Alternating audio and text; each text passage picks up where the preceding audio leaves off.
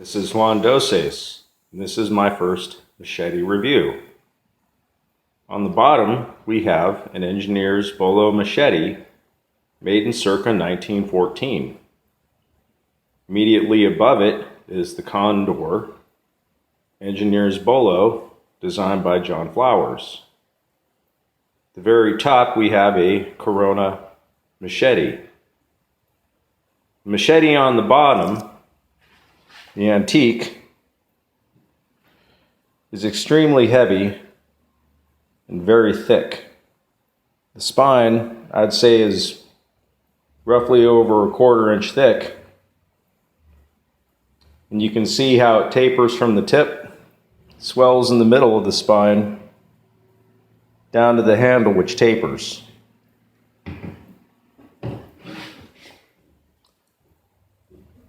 The Condor Bolo machete is not quite as thick as the antique. And you can see that the thickness, however, is constant all the way down through the handle. The Condor machete is very thin.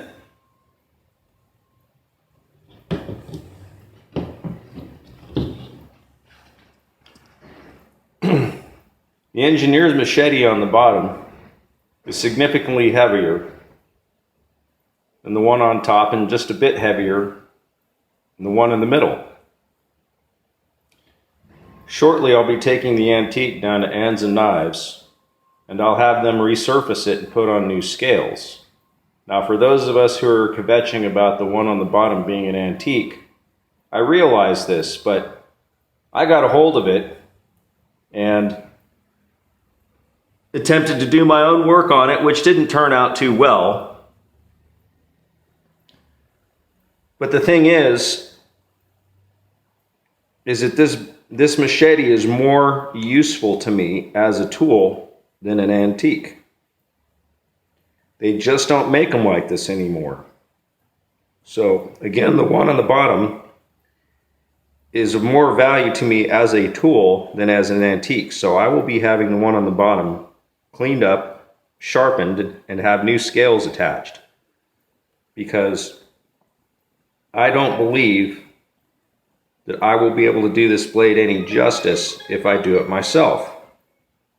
So this one's going to Anza.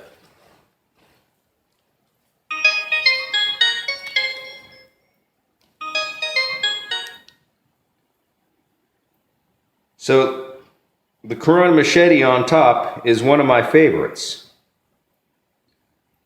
So this will be my first machete review. And mainly, it's to show the before and after of the antique on the bottom. So shortly, I'll be taking this knife to Anza, and they'll be fixing it up, and I will give you a review of the tool, a before and after, when it's done.